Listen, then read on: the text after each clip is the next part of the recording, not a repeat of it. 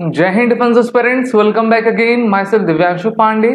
बांग्लादेश ने भारत के 180 करोड़ रुपए के डिफेंस कॉन्ट्रैक्ट को अपने तरफ से कैंसिल कर दिया है। तो क्या एक बार फिर से मोहम्मद यूनुस भारत से तकरार लेने की कोशिश कर रहे हैं? इसके बारे में हम आज के इस सेशन में जानेंगे।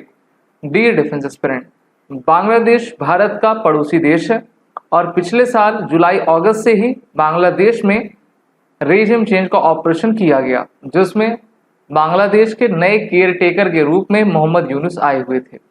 और दोनों देशों के बीच में संबंध बिल्कुल अच्छे नहीं चल रहे, क्योंकि बांग्लादेश को अमेरिका, चाइना, पाकिस्तान के द्वारा इन्फ्लुएंस किया जा रहा है और इन तीनों देशों की पॉलिसीज को बांग्लादेश अपने यहाँ इम्प्लीमेंट कर रहा है।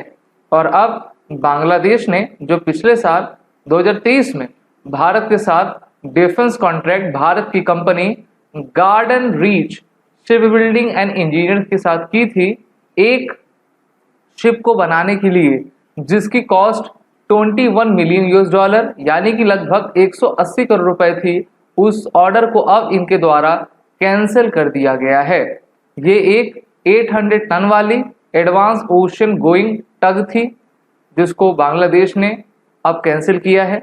इसकी लेंथ 61 मीटर की थी, 24 मंथ में इसको आपका बनना था और ये जो भारत ने इनको 500 मिलियन यूएस डॉलर की लाइन ऑफ क्रेडिट दिया था, उसमें इसका निर्माण होना था। तो अब किस प्रकार से भारत इस पर रिएक्ट करेगा, ये तो देखने वाली बात होगी। The deal for the tug with a maximum speed with full load of at least 13 not signed by the officials of Bangladesh Navy, Directorate General of Defense Purchase and GRSC in Dhaka in July last year। तो अगर इन्होंने इस deal को cancel किया है तो इससे भारत के GRSC कंपनी के शेयर के ऊपर काफ़ी प्रभाव पड़ेगा, शेयर नीचे आएगा। वहीं पर इन्होंने अब तक तो इसकी शुरुआत भी कर दी होगी, काफ़ी डेवलपमेंट इसमें हो गया होगा। तो बांग्लादेश का ये जो कदम है भारत को अच्छा बिल्कुल भी नहीं लगेगा और इसमें अब तो डिप्लोमेटिक पेच जरूर फंसेंगे और भारत बांग्लादेश को अच्छे तरीके से अपने तरफ से समझाएगा जरूर। The ouster of the then prime minister Sheikh Hasina Bangladesh in August last year, however, has the bilateral ties. India had earlier steadily stepped up military ties with Bangladesh, which incidentally acquired its first diesel electric submarines from China a few years ago to counter Beijing strategy inroads into the country। तो China ने तो इनको submarine भी आपकी provide की हुई है। जैसे बांग्लादेश, नेपाल, मालदीव्स जितने देश हैं वो एक तरीके से बफर स्टेट का काम करते हैं और ये फायदा चीन से भी लेते हैं और भारत से भी लेते हैं और इसी तरीके से इनकी इकोनॉमी चला करती है। Amid the growing diplomatic friction, India on May 18 imposed significant restrictions on import of Bangladeshi goods, including ready-made garments and processed food। तो भारत ने इस पर आपका लगाम लगाई थी और हो सकता है कि उसके विरोध में इन्होंने इस कॉन्ट्रैक्ट को कैंसिल कर दिया हो। आपको याद होगा 2016 में मिनिस्ट्री ऑफ होम अफेयर्स ने संसद के सामने एक डेटा रखा था और कहा था कि 2 crore illegal immigrants, Bangladeshi immigrants Bharat में रह रहे हैं, जो कि भारत को सिक्योरिटी थ्रेट पहुंचाते जा रहे हैं। और अभी आपने गुजरात के अहमदाबाद में उनके ऊपर एक्शन देखा होगा। वहीं पर यही यूनुस है जो कि चीन में गया था और शी जिनपिंग के सामने कह रहा था कि भारत का जो चिकन नेक है, 7 स्टेट सिस्टर हैं, उनको हम ब्लॉक कर देंगे, उनको हम अपने में मिला लेंगे। तो ये पूरी भाषा चीन और अमेरिका की बोलता जा रहा है।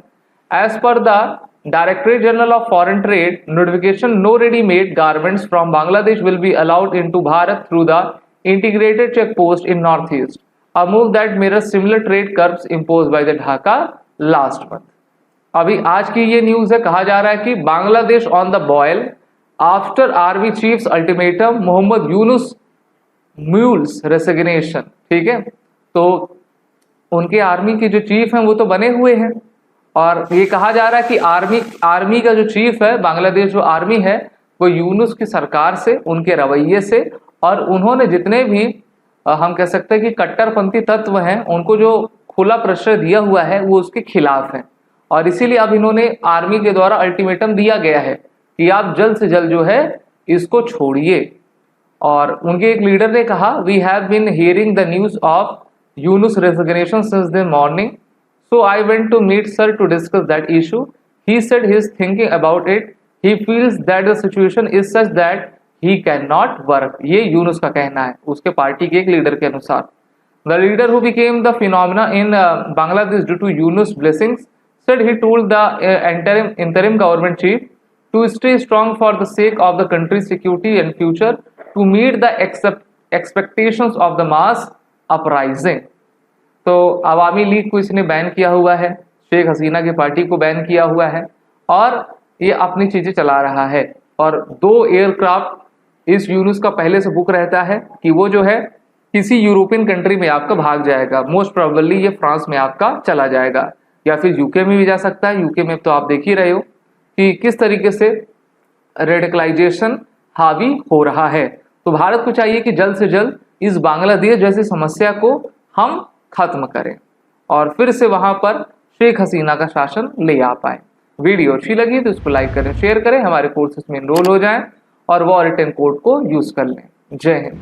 अगर आप एक डिफेंस एस्पिरेंट हैं और SSB interview, NDA, CDS, AFCAT जैसे एग्जाम्स के लिए प्रिपेयर कर रहे हैं तो आप एसएसबी क्रैक एग्जाम्स के कोर्स को चेक करना ना भूलें. आप हमारी लर्निंग एप्लीकेशन को गूगल प्ले स्टोर से भी डाउनलोड कर सकते हैं.